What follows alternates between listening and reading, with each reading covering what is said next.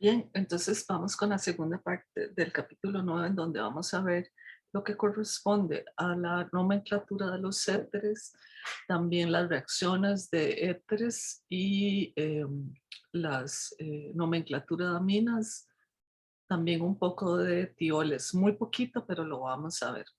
Y las reacciones que corresponden a estos grupos funcionales, que como dijimos son parte de reacciones que corresponden o están muy relacionadas a las reacciones de sustitución y eliminación que vimos en el capítulo 8.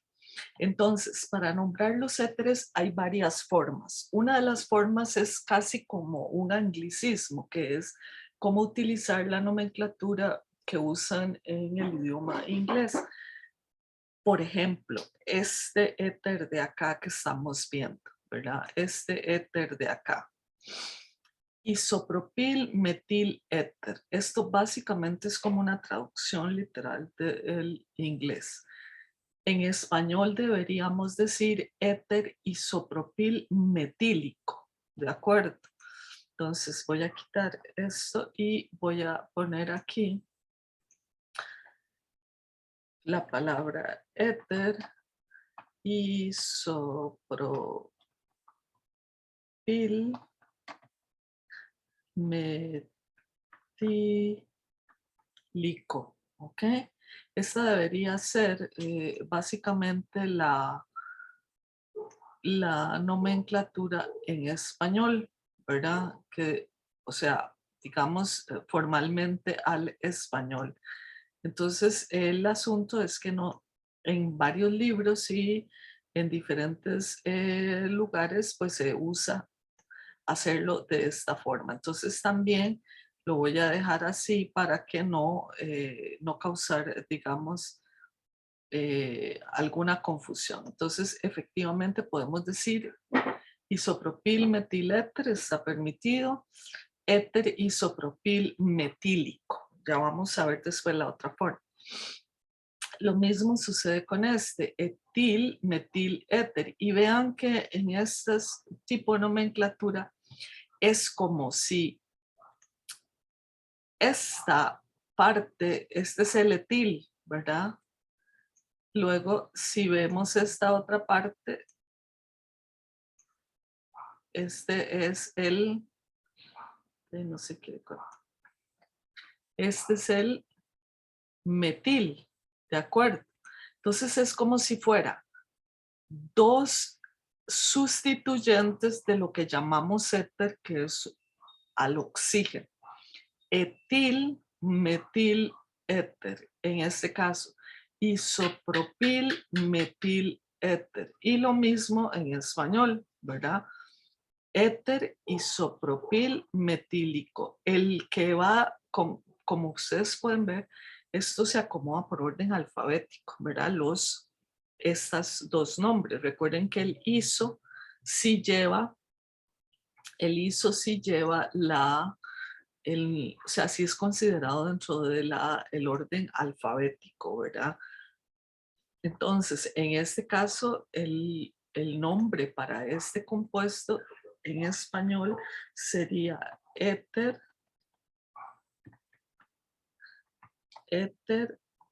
etil metílico. Entonces, vean que el que va de último no solamente termina en il, sino que termina en ílico, ¿verdad?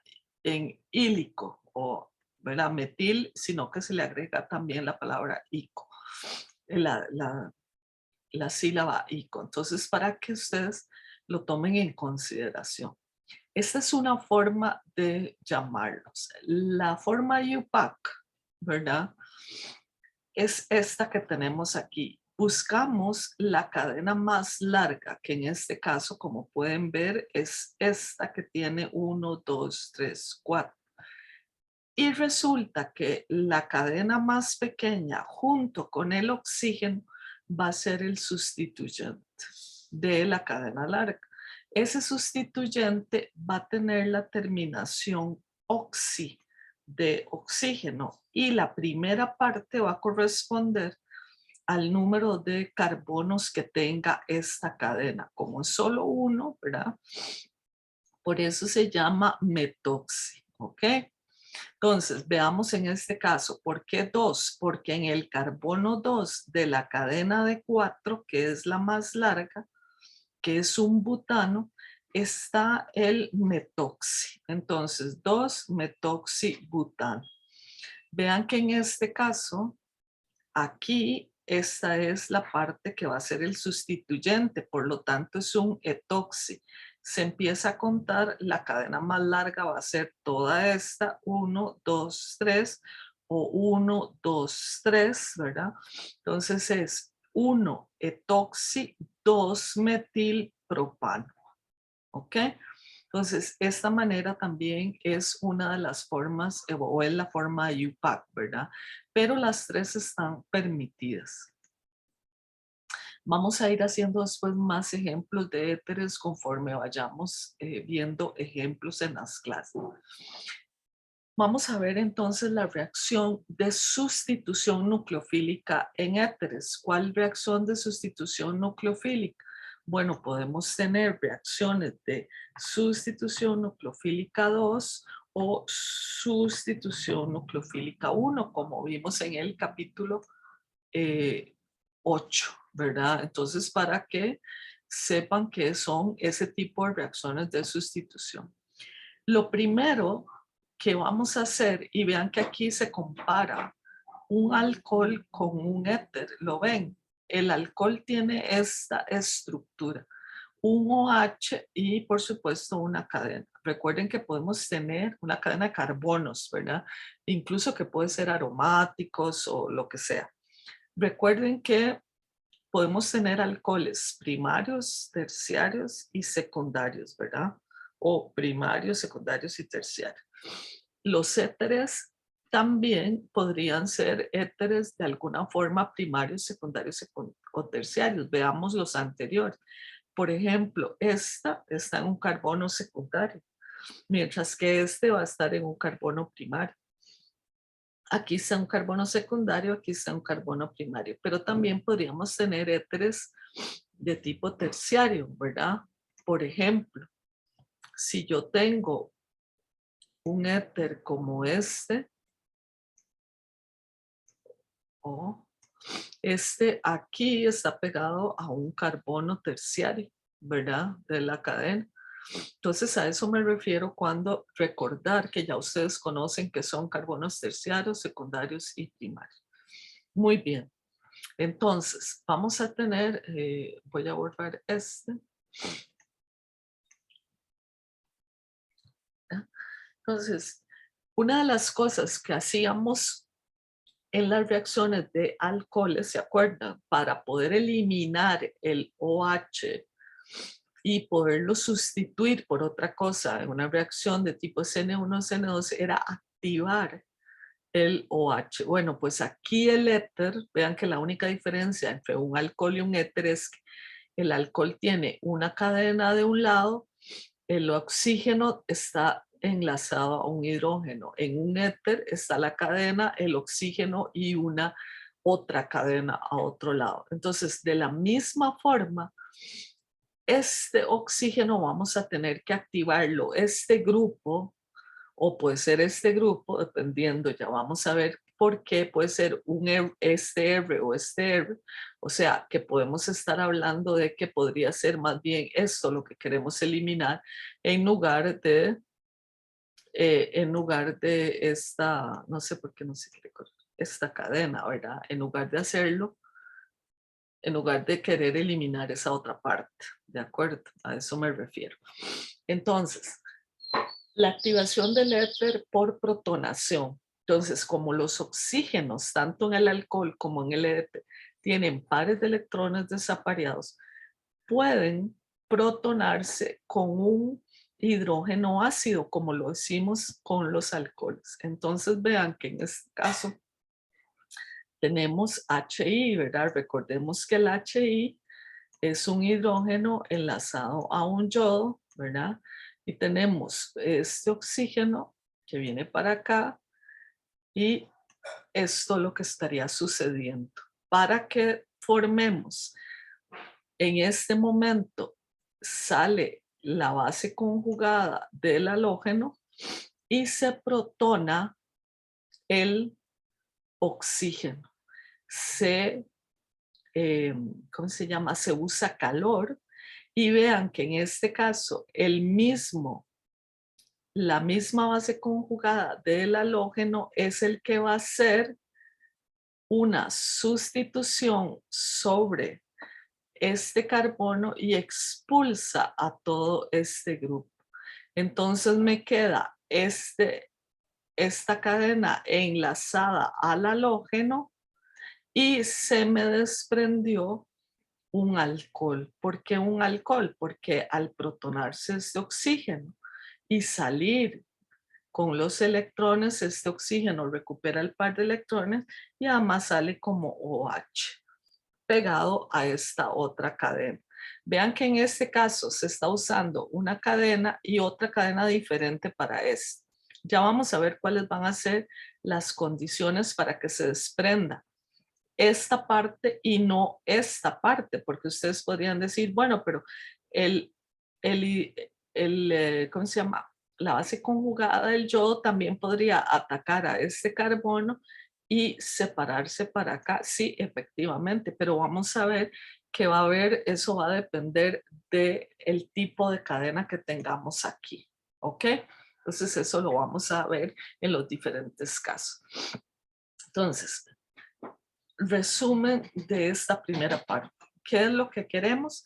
Primero, activar el oxígeno, como decimos, el éter por protonación, y luego hacer la sustitución sobre ese éter ya protonado, ¿ok? Entonces, si yo quito todo esto, vamos a ver aquí esto, perdón, esto, ¿ok? Para que no se vea. ¿De acuerdo? Entonces, como les digo, primero la protonación. Una vez que tengo el éter protonado, viene la parte de la sustitución. Entonces, vean que en este caso se puede, por eso es que es muy similar a las reacciones con alcoholes que vimos antes en la primera parte de este capítulo. ¿Por qué? Porque las pKa tanto del agua como del alcohol en este caso son muy parecidas. Y digamos, el éter no va a tener una pKa como tal porque no tiene un protón ácido, pero al irse, al protonarse y salir esta parte como alcohol, con calor está, digamos, favorecida. ¿De acuerdo? Entonces, vamos a tener que hacer uso y recordar también en este capítulo, en esta parte de este capítulo, que el carbocatión más estable va a dar una SN1, mientras que un carbocatión menos estable va a ser una SN2. O sea, en otras palabras, carbocationes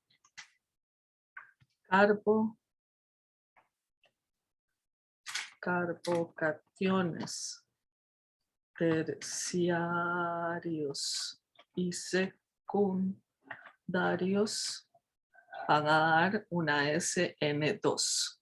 Van a ser, perdón, a través de una SN1. Digo, a través de una SN1, ¿ok? Pero los menos estables, que serían los primarios, ¿verdad? Los carbocationes primarios van a dar las reacciones de SN2, ¿ok? Entonces, para que lo tengan presente. ¿Ok? Entonces, más o menos quedamos así. Los carbocationes más estables, que son los terciarios y los secundarios, van a actuar por medio de una SN1. Por eso depende. Si esta cadena se va a ir, tiene que ser porque este es un carbocatión terciario. Y si no, pues se va a desprender el otro lado. Ya vamos a ver los diferentes ejemplos. ¿Ok? Y también va a depender un poco del nucleófilo, ¿verdad? Que tengamos cuando salimos, cuando se forma el nucleófilo a partir de esta primera protonación y entonces se sale como base conjugada. Entonces, si el nucleófilo es fuerte o débil, eso también influye un poco en la sustitución. Entonces, aquí en el libro hay un error en la página 317 que dice que es una SN2, pero en realidad el mecanismo es una SN1, así que por favor tomen en consideración eso. Entonces veamos el mecanismo de ruptura de éteres, que es una reacción de sustitución. Entonces vean, en este caso tenemos un éter que por este lado, vean que esta parte es un carbono terciario, mientras que, ¿verdad?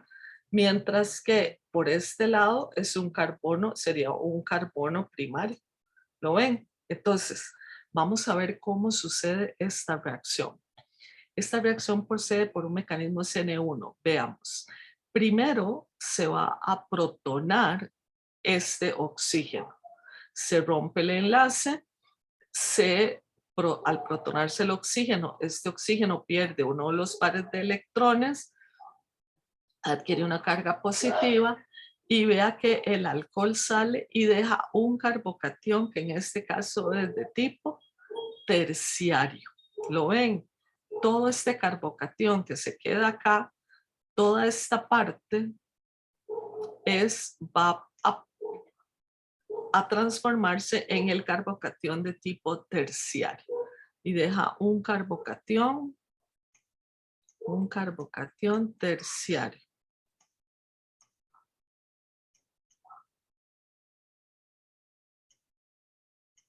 Un carbocatión terciario. Entonces, una vez, y sale todo este alcohol, que es este, ¿verdad? Ahora, en este carbocatión terciario viene este yodo que salió como base conjugada y se enlaza a este carbocatión dando un halogenuro de tipo terciario, o sea, adición del nucleófilo. Entonces, ojo los pasos. La primera es la protonación del oxígeno del éter. La segundo paso es la salida de esta parte que es el alcohol. Ahora la voy a señalar aquí para que la vean. Esa parte es el alcohol que va a salir.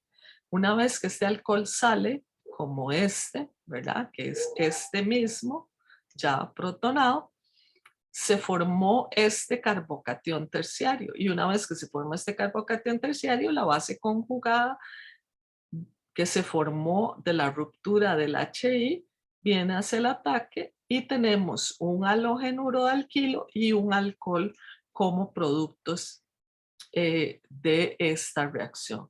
Entonces, en este caso, el alcohol sale y deja un carbocatión, que en este caso es un carbocatión de tipo terciario, ¿ok? Es un carbocatión de tipo terciario. Entonces, vamos a ponerle una flecha al carbocatión de tipo terciario, ¿ok? Para que quede claro que es este. ¿De acuerdo? Muy bien. Veamos, este es el mismo ejemplo. El oxígeno se protona. Recordemos que esto realmente es un enlace bastante polarizado, ¿verdad? Porque esto es el HI, es un enlace muy debilitado entre hidrógeno y yodo, porque el yodo es muy grande, entonces el enlace es muy corrido. Después tenemos este otro que es esta otra parte. Una vez que está protonado esto, se rompe el enlace entre este oxígeno y el carbono. Y aquí es donde sucede la sustitución, que viene la base conjugada que se formó, el yoduro, y se enlaza. Este es un carbocatión muy estable. Vean que si se hubiera protonado pero se rompe este enlace, más bien este enlace, esto dejaría un carbocatión primario y eso no es estable.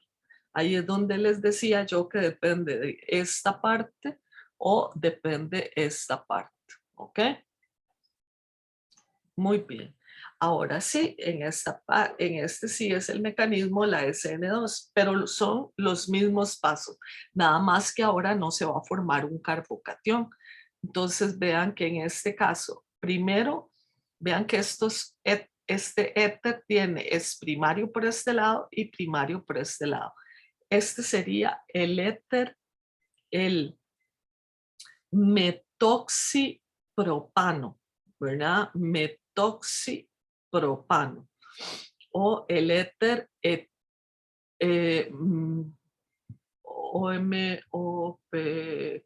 Entonces, metil propil éter o el éter metil propílico, ¿verdad? En este caso, entonces vean que se protona, ¿verdad?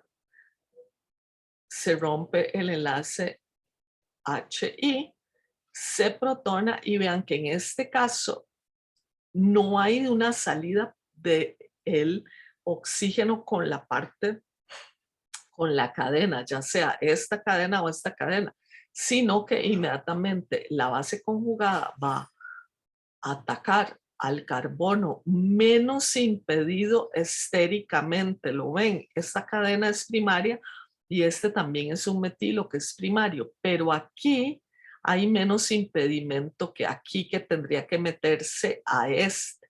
Entonces, por eso, en lugar de hacer el ataque a este carbono para que salga toda esta parte, esto no sucede, ¿verdad? Esto no sucede, entonces lo vamos a, nada más lo pongo para que vean que esto también puede pasar, pero lo que pasa en la mayoría de las moléculas va a ser que el yodo, que es muy grande, va a atacar a la cadena enlazada al oxígeno protonado que tenga el menor impedimento estérico. Entonces, al atacar a este, se rompe este enlace y formamos este halogenuro de alquilo, el yodo metano, y formamos el propanol, que es el alcohol que sale de toda esta parte. Entonces vean que esto es lo que pasa en las reacciones de ruptura de éteres a través de un mecanismo de SN2. ¿Dónde está la SN2? En esta parte. Vean que siempre la primera parte es la protonación del oxígeno, ¿de acuerdo? La protonación del oxígeno. Muy bien. Aquí también creo que había un error en el libro. Algo decía que no me acuerdo qué era, pero el ion halogenuro ataca al grupo alquilo que esté menos impedido. No sé si decía otra palabra para que lo corrijan. Entonces, veamos en este caso, es en caso similar.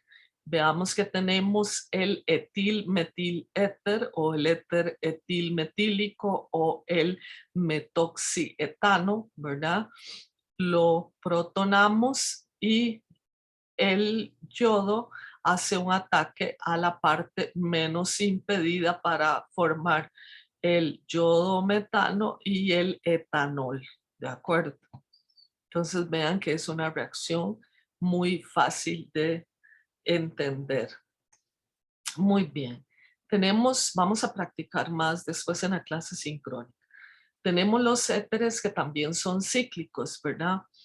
Los éteres cíclicos muchas veces se usan como disolventes. Tenemos este éter cíclico de 5 miembros, 4 carbonos y un oxígeno. Se llama el tetrahidrofurano. El otro que es de 6 miembros, 5 carbonos y un oxígeno, tetrahidropirano. Y el que es de 6 miembros, pero son 4 carbonos, 2 oxígenos, que se llama 1,4-dioxano. Tenemos el éter dietílico porque tenemos una cadena para acá de etil, otro etil, ¿verdad? Dietil éter o etil éter, ¿verdad? O el etoxietano también, ¿verdad? También existe otro éter que es mucho más pequeño, que es el dimetil éter, ¿verdad? O el éter dimetílico, ¿verdad? Y tenemos el otro que se llama el dimetoxietano. ¿Por qué? Porque vean que tenemos una cadena y dos metoxi a etano, 1, 2 y un metoxi para acá y otro metoxi para acá. Estos éteres en su mayoría se usan como solventes, son excelentes solventes en diferentes reacciones orgánicas porque disuelven, son relativamente polares, ¿verdad? Pero no son próticos porque ninguno tiene hidrógeno que donar, pero entonces son buenos disolventes. Ok, estos son otros que están ahí en el libro para que ustedes los vean. El que ya vimos, el que le llamamos comúnmente el éter dietílico, ¿verdad? Que es al que le decimos éter, el tetrahidrofurano, el tetrahidropirámano, el dioxano, el que 1,2-dimetoxietano, como dijimos, y el terbutil metil éter, que es este, ¿verdad? Este lo vimos, terbutil metiléter, este lo vimos, me voy a devolver un segundo, cuando vimos esta reacción de SN1. Aquí está, ¿verdad? Terbutil metiléter, ¿ok? Entonces, también existen otros éteres, como son los éteres corona, que también se utilizan para capturar cationes, como lo podemos ver aquí, son éteres un poco más grandes, con mayor cantidad de oxígeno. Y esto es que esta nomenclatura es que es de 12, ¿verdad? 2, 4, 6, 8 y 4, o sea que en total es un ciclo de 12 miembros con 4 oxígenos. Entonces vemos que tienen nombres, no vamos a verlo en la nomenclatura de ellos, ¿verdad? Pero una de las cosas que es muy interesante con esto es que a través de enlaces coordinados en esta cavidad pueden adherirse, pueden caber, ¿verdad? Ciertos cationes. Se recuerden que los cationes tienen diferente tamaño también, ¿verdad? Y se les llama éteres corona y justamente se usa para ligar, ¿verdad? Estos son enlaces coordinados, entonces se dice que ligan estos cationes, ¿verdad? Puede ser el catión magnesio, puede ser el catión calcio, que son un poco más grandes, el catión potasio, ¿verdad? Algunos otros. Y se usa mucho en reconocimiento molecular, como estamos viendo aquí, que probablemente ustedes en bioquímica lo van a ver. Muy bien, vamos a estudiar ahora los epóxidos. ¿Por qué? Porque los epóxidos son un tipo de éter muy particular. Un epóxido siempre es un ciclo de 3 miembros con 2 carbonos y un oxígeno. Entonces, se les da el nombre, se les dice epóxidos, pero tienen un cierto nombre. Este es el nombre común, ¿verdad? Óxido de propileno. ¿De dónde viene el óxido de propileno? Viene del doble enlace de donde provienen eh, este compuesto. O sea, que para que esto se transformara en este epóxido, tenemos que haber tenido este doble enlace 1, 2, 3, o sea, un propeno que se puso a reaccionar con un peroxiácido, ¿verdad? Un peroxiácido, voy a ponerlo así, un peroxiácido para dar esta molécula, ¿ok? Entonces, por eso se dice óxido de propileno, porque esta es la forma común de llamar a este doble enlace. Y este que es el óxido de etileno. Entonces, ¿qué pasó? El etileno, ¿verdad? Que era este compuesto, se puso a reaccionar con el peroxiácido y entonces se dio este compuesto. ¿Ok? Se da este compuesto. Entonces, los epóxidos también se pueden nombrar como epóxido. En este caso, el prefijo. Entonces, vean que ahora esta es la nomenclatura IUPAC.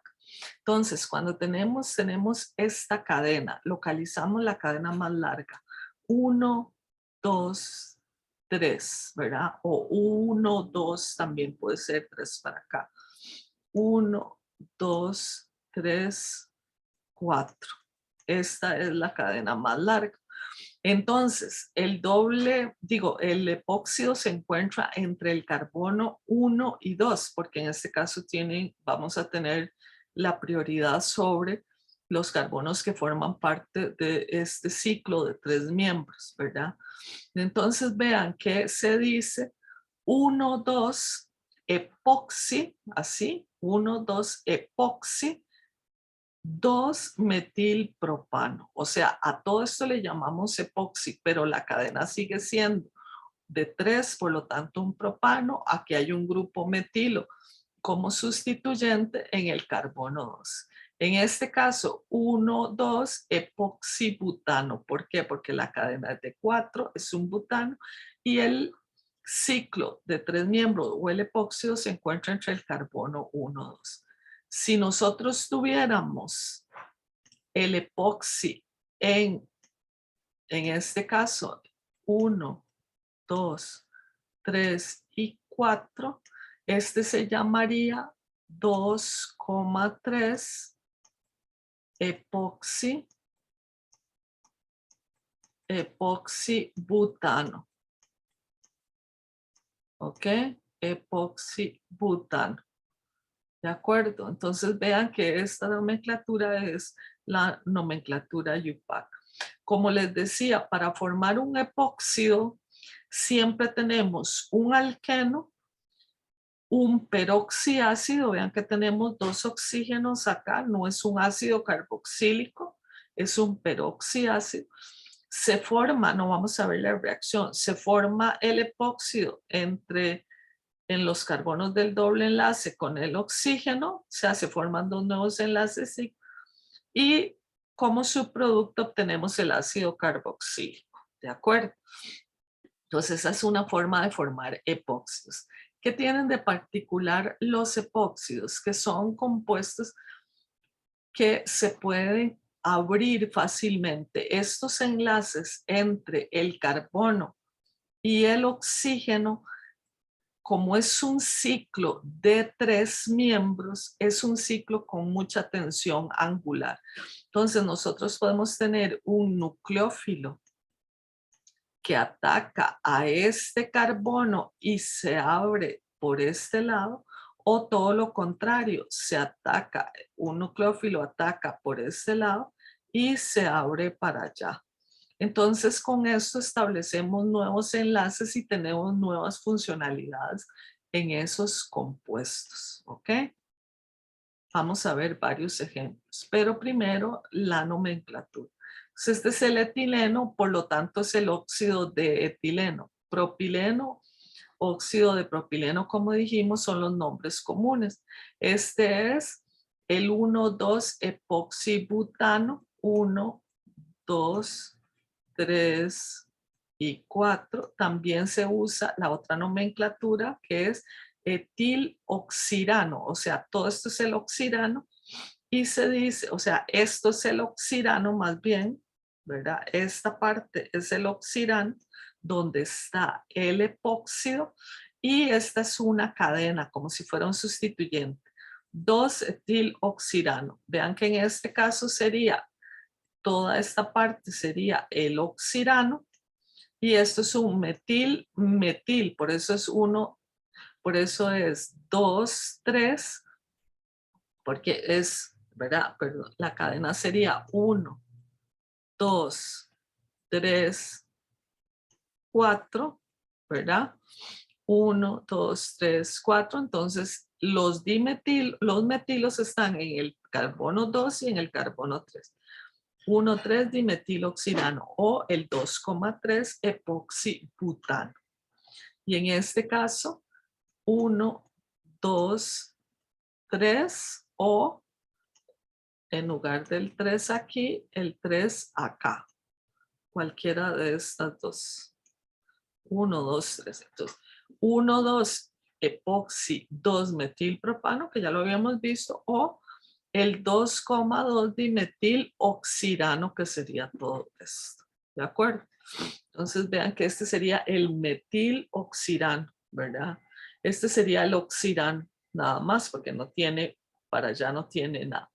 ¿Okay? Entonces vean que tienen de dónde escoger para hacer la nomenclatura, digo, para llamar a los compuestos de tipo epoxi, ¿verdad? Entonces veamos una cosa importante, el avance de la reacción, o sea, el diagrama de reacción para un óxido de etileno, ¿verdad?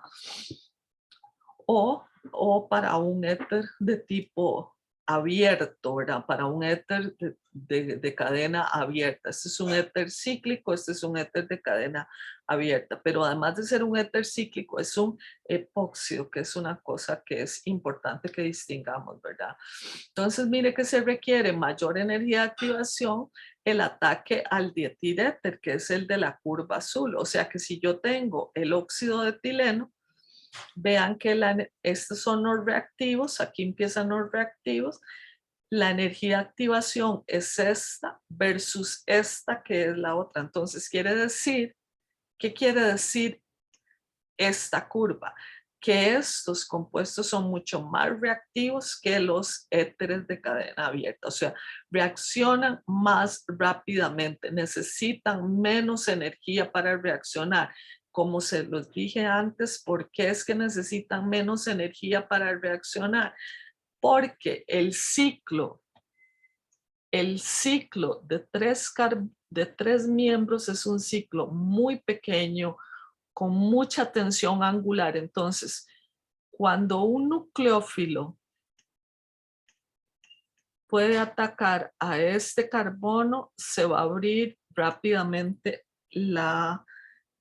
el ciclo de este lado. O si el nucleófilo ataca a este carbono, va a abrirse el ciclo por este lado. En cualquiera de las dos carbonos que ataque, lo que queremos decir con esto es que estos carbonos están susceptibles de ataque mucho más fácilmente que cuando yo protono este y el nucleófilo puede atacar a este para que esto se separe. O sea, son más reactivos los epóxidos. Eso es lo que quiere decir este diagrama de reacción. Vean que son 25 kilocalorías de diferencia, ¿verdad?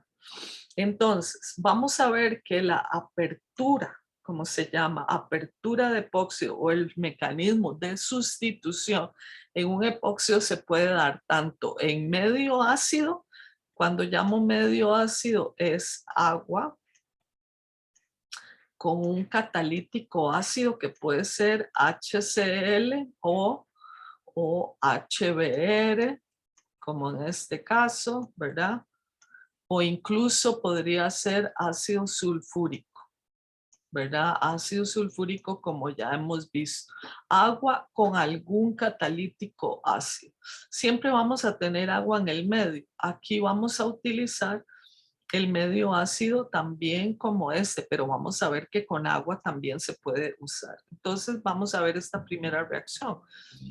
Vean que lo primero que va a suceder es que otra vez se protona el oxígeno. En medio ácido lo que más tenemos son H's más, ¿verdad? Y protones, ácidos. Esto es lo que más abunda en medio ácido, ¿verdad? Entonces, el oxígeno del epóxido se va a protonar, o sea, se va a activar, ¿verdad? Aquí dice protonación de un átomo del oxígeno, se rompe este enlace, se forma la base conjugada del halógeno que va a ser el nucleófilo. Una vez que está activado, protonado este oxígeno, que se llama, que también se puede decir que está activado, viene el bromo, ataca acá y se rompe, como dije antes, este enlace. El oxígeno recupera el par de electrones y queda el bromo enlazado a este carbono. Vamos a ponerle a este carbono 1 y a este carbono 2, porque de aquí puede ser 1, 2 o 1, 2.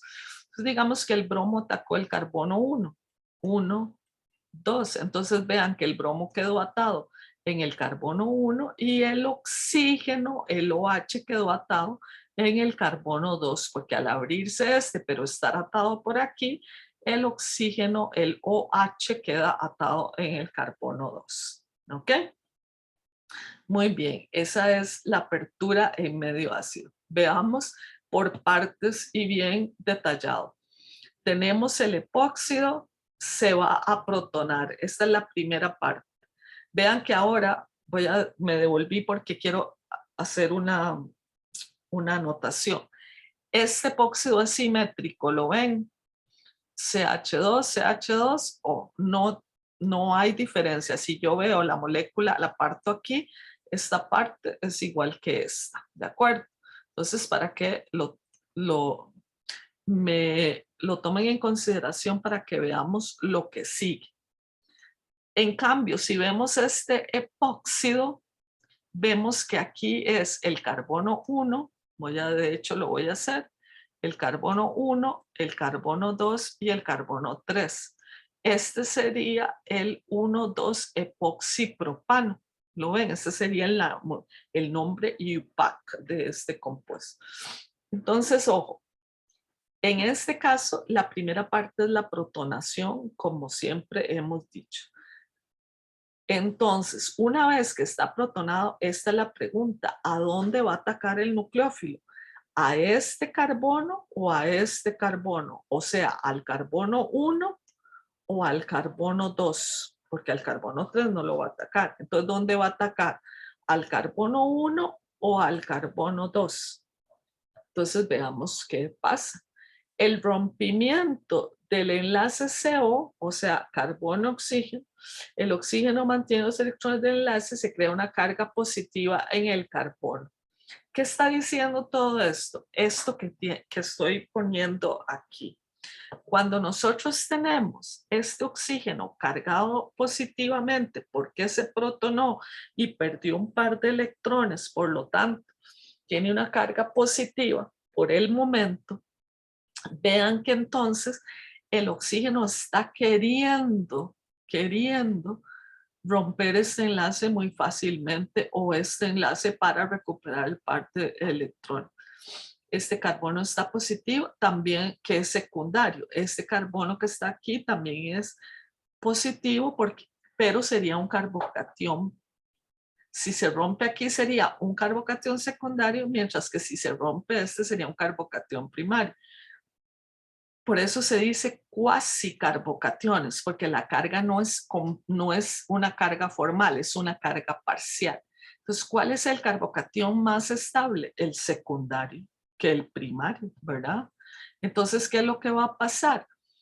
El carbocatión secundario, que sería este, es donde va a atacar el compuesto, ¿ok? Entonces, devolvámonos para acá. Entonces, perdón, sería en esta casa, en este lado. Entonces, en condiciones ácidas, ¿verdad?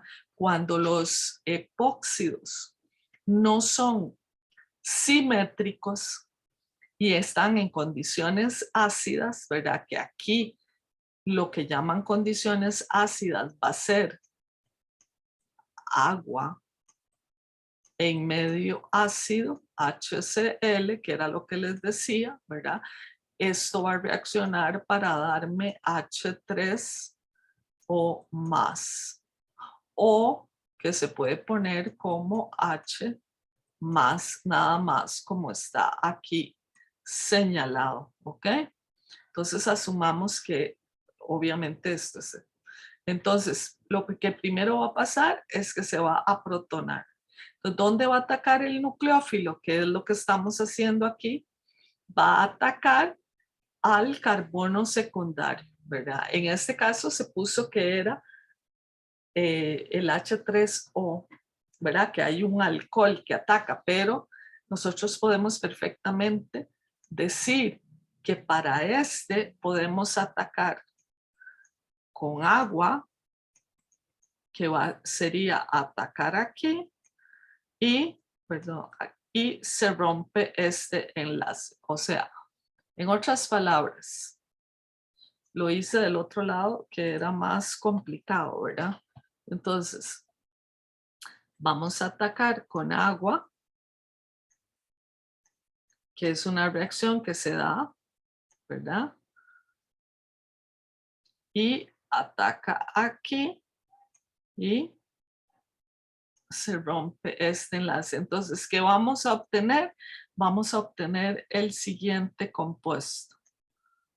OH, vean que este es el carbono 1, 2 y 3, ¿verdad? Este es el 3. Y aquí le vamos a poner el agua que acaba de entrar, que por cierto entra positiva. ¿Y qué tiene que suceder después? Tenemos que perder un H más. ¿Quién se lo toma? Otra molécula de agua va a tomar uno de los hidrógenos de esta agua y vean quién me queda.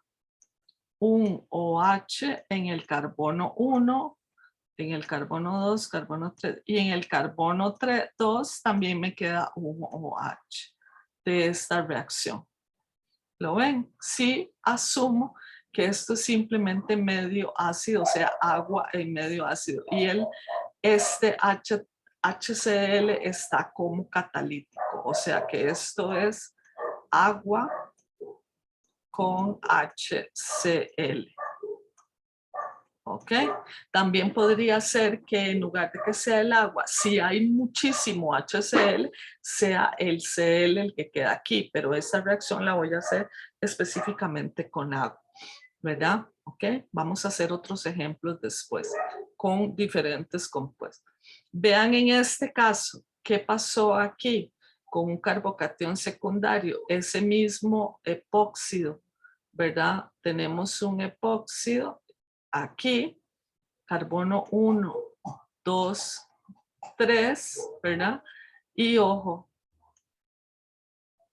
se puso a reaccionar con un alcohol, con metanol en medio ácido.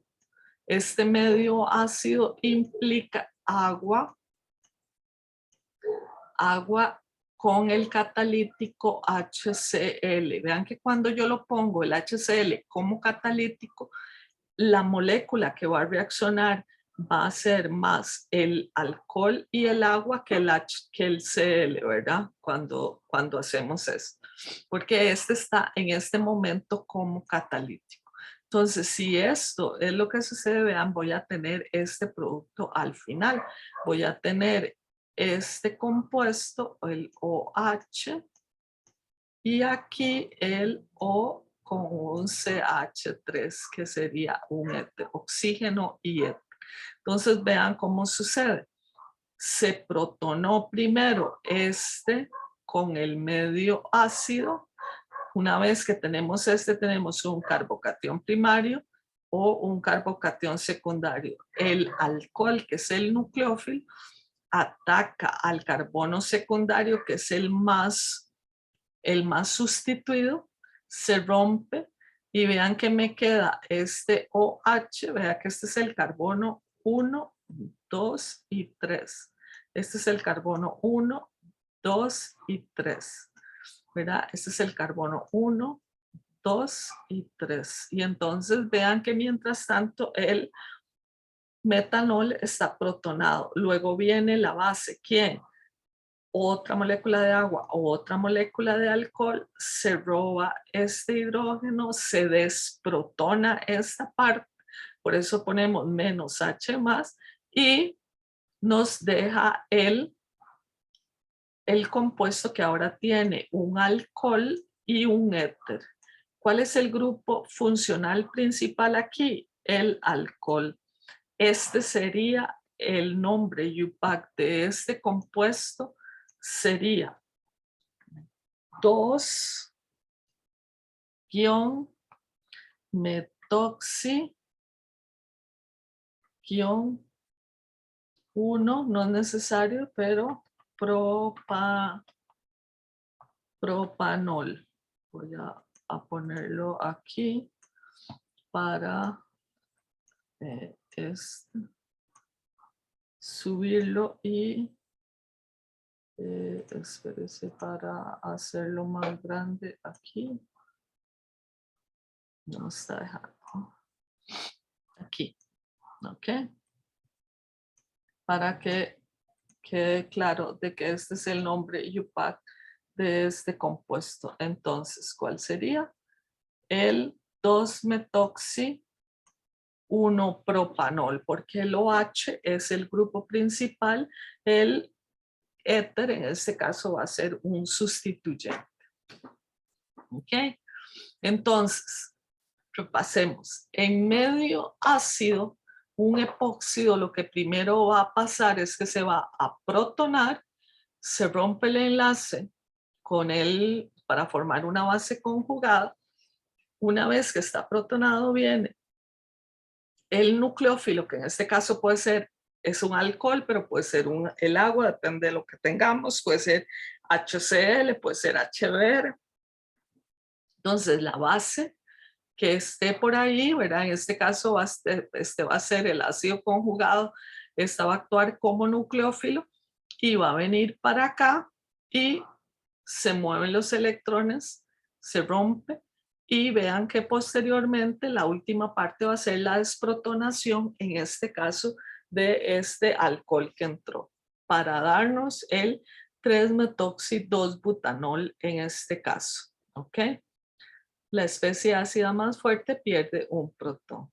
Entonces vean que aquí lo hacemos con HCl, protonamos, ¿verdad? El HCl está como catalítico, protonamos, vean que el alcohol viene y puede atacar a este carbono o puede atacar a este carbono, ¿verdad? Como dijimos aquí, ¿cuál es el producto principal? El producto principal va a ser donde el alcohol atacó en el carbono más sustituido, en este caso. Y el producto minoritario sería si este alcohol ataca aquí. Este es el producto mayoritario y este sería el producto minoritario. Luego, obviamente, de la desprotonación, ¿verdad? El producto final. ¿Ok? Vean que si lo que tengo, como les había dicho antes, si yo lo que tengo acá es con agua, vea que tengo un epóxido, lo protono y vean que ahora el nucleófilo es agua. Entonces aquí como es indiferente porque es un epóxido simétrico, el agua va a venir acá o puede venir acá. Rompe este, finalmente la desprotonación del agua y tengo un dialcohol, el 1,2-etanodiol, ¿verdad? O etilenglicol, que es el nombre común para este compuesto. Carbono 1, vean que en este caso tengo carbono 1, carbono 2, o puede ser carbono 1 o carbono 2, porque es lo mismo. Entonces, carbono 1, carbono 2. Etanodiol, 1,2 etanodiol, porque son dos alcoholes.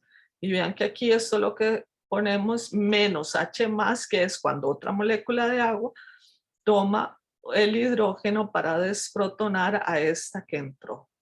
¿Ok? Entonces, vean que en este caso, con HCl o con HCl o con HB, igual que con éteres. ¿En qué sentido? Primero se protona y luego viene la base conjugada, que aquí le faltó esta, ¿verdad? Que atacaría aquí o aquí. En este caso que son simétricos, ¿verdad?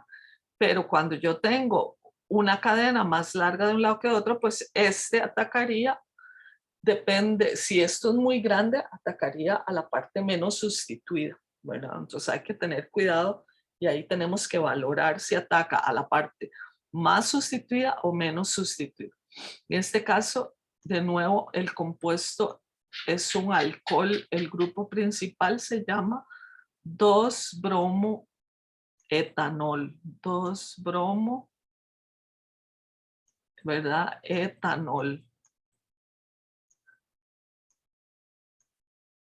¿De acuerdo?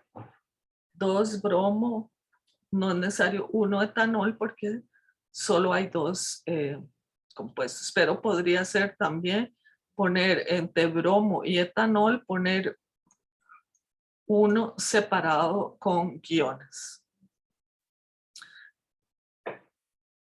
Veamos entonces cuando es con alcohol, ¿verdad? El resumen. Tengo un epóxido, tiene que ser alcohol en medio ácido, ¿verdad? Para que la reacción funcione, tiene que tener cualquier alcohol, perdón, si en este caso es un metanol, y tenemos que tener medio ácido, que es usar agua con un catalítico, ¿verdad? O el alcohol con un catalítico, HCl, HB. Entonces, epóxido, se protona y viene la parte del alcohol, ataca obviamente al carbono, que del el pseudo, el cuasi carbocatión más estable, y vean que vamos a tener siempre un éter y un OH. El grupo H tiene prioridad, entonces dependiendo de cómo se llame, de la cadena que tengamos acá, así va a ser el nombre. 1, 2, en este caso, ¿verdad? Va a ser un etanol. No digamos que si este fuera un CH3, entonces sería el 2-metoxietanol. ¿Okay? Muy bien. Entonces, ojo, por eso se llaman cuasi carbocatión secundario. Cuando yo tengo epóxidos asimétricos, ¿verdad? Vean que aquí hay un CH3, mientras que aquí no. Entonces, una vez protonado, este va a actuar sobre la mayoría del producto, va a ser cuando el alcohol, que es el núcleo, ataca el cuasi carbocatión secundario, y el producto minoritario cuando el alcohol ataca el cuasi carbocatión primario. ¿Ok? Para dar el producto principal mientras que este va a ser el producto minoritario. O sea que siempre se van a dar los dos, pero uno en mayor proporción que el otro. Los epóxidos también pueden sufrir reacciones de sustitución en medio básico o neutro. Cuando digo medio básico, estoy hablando de una base fuerte, como sería la base conjugada del metanol, el metóxido en este caso. Entonces, vean que para esta reacción no hay protonación del oxígeno del epóxido. ¿Por qué? Porque no hay medio ácido, hay medio básico o neutro, o se puede decir que neutro. Entonces, esta primera parte se lleva a cabo, ojo, esta primera parte se lleva a cabo en medio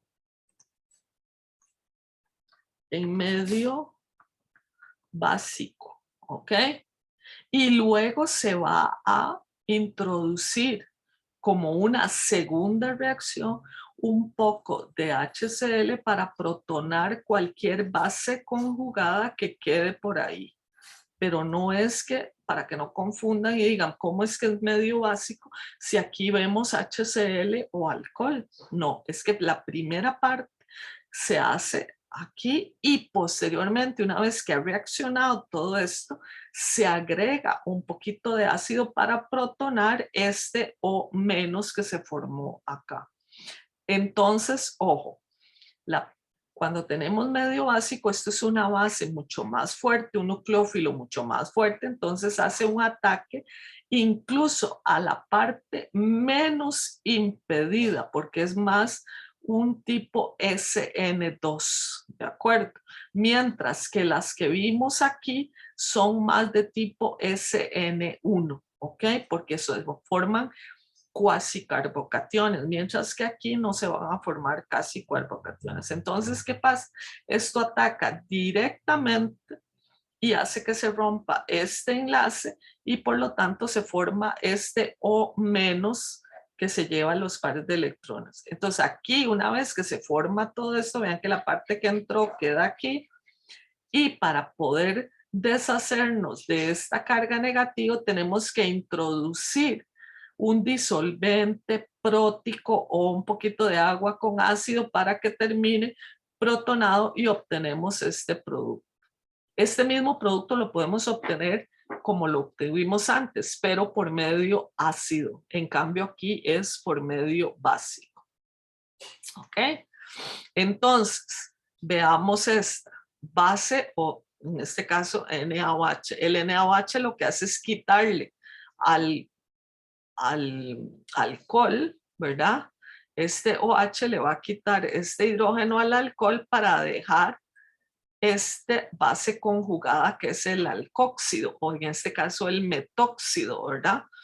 Que es como un éter, pero sin la parte R aquí. Esto es una base fuerte y un ácido fuerte, entonces hace un ataque. Vean que este epóxido es el carbono 1, 2 y 3. Este epóxido, el carbono 1, es la parte que tiene menos impedimento estérico. Entonces, este viene y hace un ataque, hace que se abra este enlace, se rompa este enlace de aquí y obtenemos el producto. Vean que este producto, ¿verdad? Al atacar aquí, se forma un O menos con este oxígeno con 3 pares de electrones y una carga negativa. Y finalmente agregamos, después de que se ha formado todo esto, un poco de ácido, ¿verdad? ¿De dónde viene este H? Es más, viene de un poquito de HCl que ponemos, que siempre va a tener agua con HCl porque lo ponemos diluido, ¿verdad? Entonces no es lo mismo poner HCl concentrado, no es lo mismo poner HCl concentrado que poner HCl diluido, ¿verdad? Cuando lo ponemos diluido es porque tiene agua, ¿ok? Puede ser al 5%, al 10%, ¿verdad? Eso significa que entonces ya le agregamos agua. Entonces, ¿cómo diluir un fresco, verdad? Cuando viene gente, como dicen, para echarle más agua a la sopa. Entonces, lo diluimos. Entonces, nunca se usa para estos casos HCl concentrado. Siempre se usa diluido. Entonces, vean que en este caso el oxígeno se termina protonando para darnos este compuesto, que va a ser 1, 2, 3. El 3 metoxi, ahora sí, 2 propanol. Vean que en este caso el grupo principal es el OH, por eso iba en el sufijo el nombre de 2-metilpropanol, ¿ok? Entonces, un resumen de que yo creo que es importante que ustedes entiendan es cuando yo tengo un epóxido asimétrico, si el sitio de ataque bajo condiciones ácidas va a ser siempre el más sustituido, que va a ser este, porque se forma vía casi o cuasi carbocationes. Entonces va a ser una sustitución como del estilo un SN1. Mientras que en condiciones básicas va a ser el sitio menos sustituido, que van a ser de tipo más parecidas a las SN2, ¿de acuerdo? Entonces recordemos que cuando es en medio ácido, la primera parte es la protonación de esto y luego el ataque del nucleófilo, la apertura del epóxido, ¿verdad? En cambio, en condiciones básicas, el nucleófilo es muy fuerte, ataca directamente, se rompe esto y finalmente ocurre la protonación, ¿ok? Entonces, eso es importante. Muy bien. Entonces, para epóxidos no simétricos, es por eso que tenemos que tener un poco de cuidado. Condiciones ácidas, vean que el OH va a atacar al carbono más sustituido. En condiciones básicas, vean que este ataca a la parte menos sustituida. ¿De acuerdo? ¿Por qué? Porque vean que los nucleófilos, aunque son muy parecidos, porque vienen de, ¿verdad? Vean que ese es el metóxido, este es el metanol, ¿verdad? Entonces, vean que el producto incluso es diferente, ¿verdad? El OH queda en el carbono, digamos el éter, perdón, queda en el carbono más sustituido, que en este caso sería 1, 2, 3. Veamos que es el mismo epóxido. 1, 2, 3, ¿verdad? El éter va a quedar en el carbono 2, mientras que aquí el éter va a quedar en el carbono 1. ¿Ok? Porque vino de este compuesto que fue el nucleófilo, para que tengan mucho cuidado. Entonces, abrir epóxidos es una reacción importante y también podemos hacerla con otros nucleófilos. Vean que en este caso ya no estamos utilizando alcoholes o agua o HCl o HBr. Vamos a utilizar una amina que tiene pares de electrones desapareados. Como esta tiene pares de electrones desapareados, es más del tipo SN2. Entonces vean que esta amina ataca sobre el carbono menos sustituido, se va a abrir hacia acá y termina protonándose este OH. Vean que este es el carbono 1, 2, el 3 y el 4. Este es el carbono 1, 2, 3 y 4. ¿De acuerdo? O también podemos tener otros compuestos que luego vamos a ver, que son los organometálicos, ¿verdad? Esto es un carbanión y este es el que hace el ataque a la parte menos sustituida. ¿Ok? Entonces también son formas de abrirlos con otros nucleófilos. Otros nucleófilos como es esta amina o este nucleófilo que es un organometálico. Y por supuesto son muy útiles en síntesis, que vamos a hacer algunos ejercicios de esto. Vean que si yo tengo este epóxido y tengo este nucleófilo, yo puedo hacer que este nucleófilo que es fuerte me ataque la parte menos sustituida, abro este epóxido y finalmente una vez que se abre se protona y vean que obtengo un compuesto que tiene un triple enlace y un alcohol en una misma molécula. O con una amina que se va al sitio menos sustituido y agrego un grupo amina, luego lo protono, ¿verdad? Con H+, esta se me protona y vean que agrego, entonces tengo el producto final con una alcohol y una amina secundaria. Vean, por ejemplo, en un epóxido, en un ciclo pegado a un compuesto cíclico como es el ciclohexano, ¿verdad? Entonces este es el epoxiciclohexano, 1,2 epoxiciclohexano. Vean que aquí puedo atacar a cualquiera de los dos, se abre y obtengo, eso sí, vean que tengo una estereoquímica. Este va a ser estereoquímica trans, el grupo que entró, el nucleófilo que entró, finalmente se protona este OH y tengo un alcohol y un grupo nitro que además tienen una estereoquímica muy específica. Entonces empezamos a tener muchas posibilidades de hacer cosas o moléculas nuevas a partir de las reacciones que ya conocemos. Hay una parte de este capítulo que no se ve, que es la sección 9.9, ¿verdad? De los óxidos de areno, así que esta la brincamos completamente. Y vamos a la última parte de este capítulo, que es las aminas que dan reacciones de sustitución. No dan reacciones ni de sustitución ni de eliminación, porque son compuestos muy básicos. Entonces, las aminas sirven más como nucleófilos. ¿Ok? Nucleófilos. ¿Por qué son buenos nucleófilos? Porque tienen pares de electrones desapareados, tienen una pKa muy básica, entonces sobre ellas es que no hay reacciones de sustitución o de eliminación, sobre ellas, pero ellas pueden actuar como nucleófilos para dar reacciones de sustitución y de eliminación, ¿verdad? Entonces, vean que la amina protonada, mejor grupo saliente, ¿verdad? Una vez que yo sí la protono, puede ser un buen grupo saliente. Cuanto más débil, recordar esto tiene que ver con la pKa, con concepto de acidez y basicidad. Cuanto más débil es el ácido, más fuerte será su base conjugada. Cuanto más fuerte la base, más pobre es como grupo saliente. Esto es súper, súper, súper importante. ¿Ok? Ojo, ojo, ojo. Súper, súper importante. ¿Ok?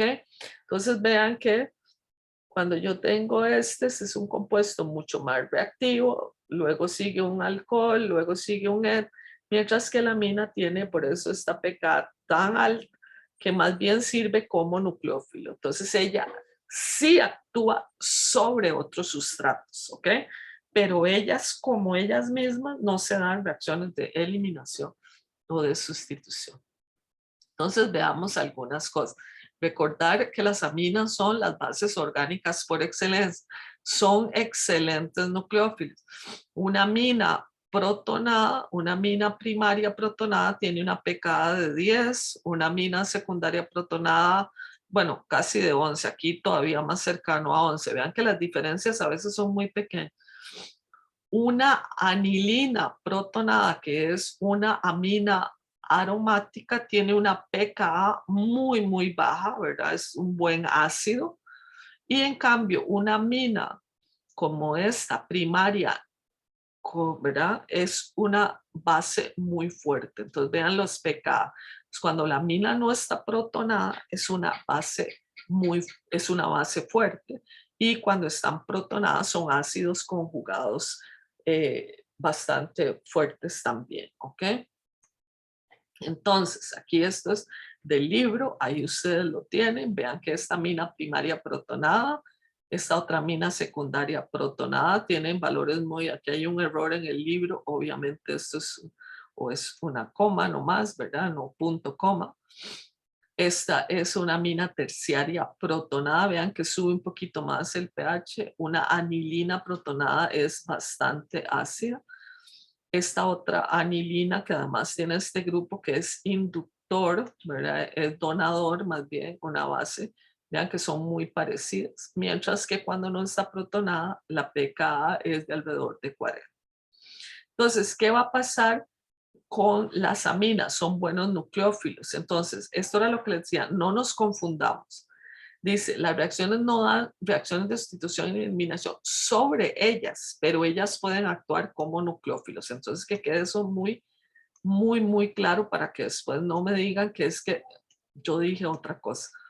Ojo aquí, esta amina va a ser el nucleófilo, entonces va a ser una SN2 sobre un halogenuro de alquilo primario. Entonces hace una SN2, se rompe este enlace y me deja una amina protonada que luego puede ser que este H le quite este, pero recordemos que esto en realidad es una sal, ¿verdad? ¿Por qué? Porque esta amina es protonada y esta es la otra parte.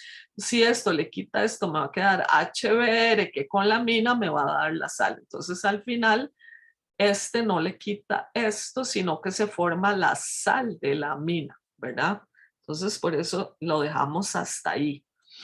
¿Qué pasa en el caso de los epóxidos? Esta amina va a actuar sobre la parte menos protonada de este y abrimos el epóxido para que nos dé esto. Finalmente, aquí agregamos un poquito de ácido y se protona esto, pero creo que aquí podría protonarse esto.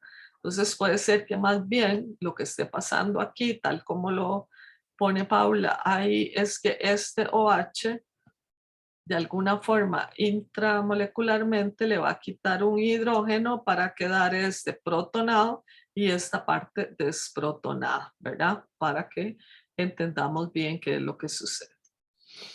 Las bases orgánicas, ¿verdad? Hay algunas que son muy famosas como la nicotina, que es muy, muy adictiva, ¿verdad? Se dice que la nicotina es tan adictiva o más que la cocaína o la morfina, ¿verdad? Entonces, por eso a la gente a veces le cuesta mucho dejar de fumar cuando ha fumado por mucho tiempo, ¿verdad? Tenemos aminas como la nicotina, que es una amina aromática, vean la estructura, tenemos una amina heterocíclica aquí y otro ciclo que no es aromático, pero este ciclo sí es aromático, ¿de acuerdo? O esta otra con la que Aristóteles cometió suicidio tomando agua con cicuta, ¿verdad? Entonces esta es esta otra amina. Las aminas no huelen muy rico, hay algunas que huelen bastante feo, ¿verdad? Entonces, para que también lo tengan en consideración. Y rápidamente vamos a ver lo que son tioles, sulfuros y sales de sulfonio. Sabemos que los tioles son los análogos de los alcoholes, ¿verdad? ¿Por qué? Porque tenemos en la tabla periódica el oxígeno y hacia abajo el azufre. El azufre es un poco más grande que el oxígeno, ¿verdad? Están en el grupo que está oxígeno, azufre, y es mucho más grande. Es un mejor ácido que el oxígeno. O sea, este es el SH, los tioles como estos que tienen SH, vean que el análogo sería el alcohol, el etanol, ¿verdad? Si yo tengo este, CH2OH, ¿verdad?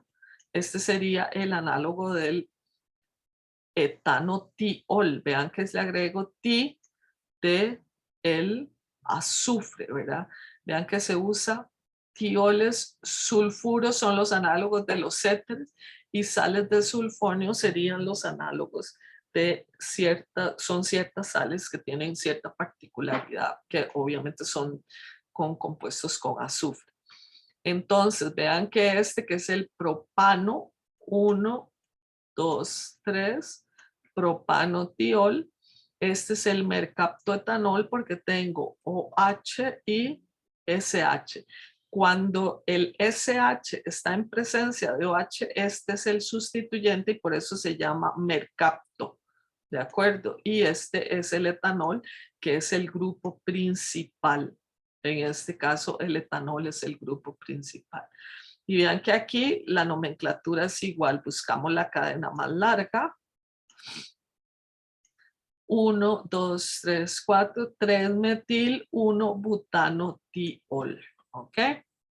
Vamos a usar nomenclatura simple para estos grupos. ¿De acuerdo? Son ácidos más fuertes que los alcoholes porque tienen una pKa de 10, mientras que los alcoholes tienen una pKa de 15. No forman puentes de hidrógeno muy fuertes, ¿verdad? Vean que pero forman puentes de disulfuro. Esto se llama, pero sí forman puentes de disulfuro.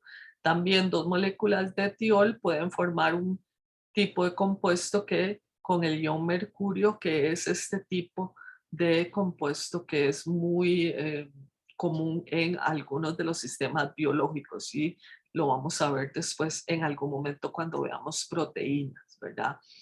También cuando nosotros a un tiol, ¿verdad?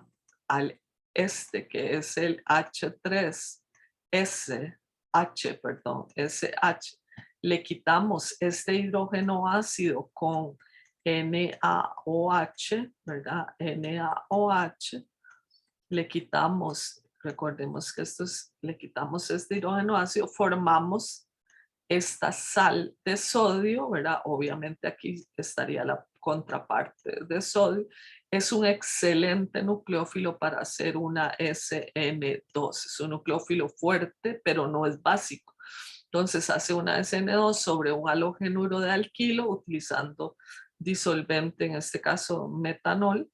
Se separa esto y obtenemos un sulfuro, ¿verdad? Un éter, pero de azufre, un sulfuro, por eso son sulfuros, y tenemos como subproducto la base conjugada de esto. Entonces, los iones tiolato, como se llama aquí, son mejores nucleófilos que los iones alcóxido.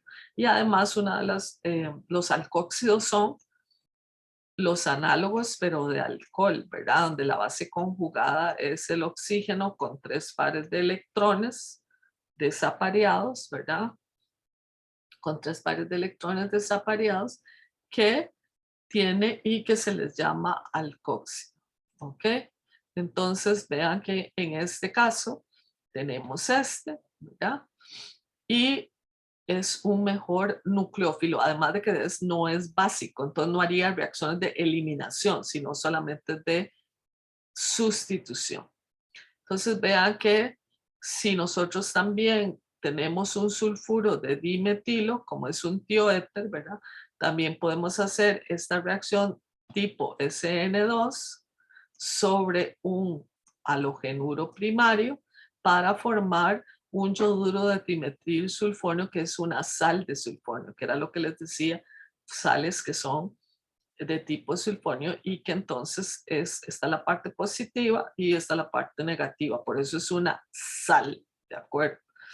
Y por otro lado, el azufre es un nucleófilo excelente porque su nube electrónica está polarizada. Eso es lo que a este ion sulfonio también un OH le puede quitar un hidrógeno y tenemos la formación de este grupo, otra vez el tioéter, ¿verdad? Este se llamaría dimetiltioéter, que es el sulfuro de metilo o dimetiltioéter. Y para terminar, estas son algunas de las reacciones que luego ustedes verán en bioquímica y que vamos a ver un poquito más adelante cuando veamos los grupos, las biomoléculas, ¿verdad? Donde suceden este tipo de reacciones de sustitución o eliminación utilizando sistemas biológicos como la S-adenosilmetionina, ¿verdad? Donde viene un nucleófilo, le quita este grupo metilo, se devuelven los electrones hacia un sulfuro que estaba positivo y por lo tanto este ahora es un excelente grupo saliente. O sea, si esto tiene que salir, se va a romper este enlace, se va para allá y muy probablemente va a dejar esto que es un aminoácido, ¿de acuerdo? Entonces en algunos sistemas biológicos ese es el tipo, son aplicaciones de las reacciones que ya hemos visto. Y por último, estas son las reacciones que llevamos hasta ahora. Ya vimos todas las reacciones con alquenos, alquinos, ¿verdad? Con dienos no, porque no vimos nada de dienos. Ya vimos reacciones con aromáticos y ahora vimos reacciones con halogenuros de alquilo, alcoholes, éteres y epóxidos. Por lo tanto, la última parte de la química orgánica que vamos a ver a partir del segundo examen, o pues ya pronto, más bien antitos del segundo examen, va a ser toda la parte del carbonilo, que son las reacciones que tienen que ver con grupos acilo, con grupos carbonilo, que son estos grupos de acá, donde vamos a tener diferentes compuestos en esta Z, puede ser carbonos o hidrógenos o puede tener otro tipo de compuestos y vamos a hacer una serie de reacciones que complementan toda la parte de la química orgánica. Eso era lo que tenía para ustedes. Nos vemos en la clase sincrónica y nos estaríamos haciendo ejercicios y repasando lo que son conceptos.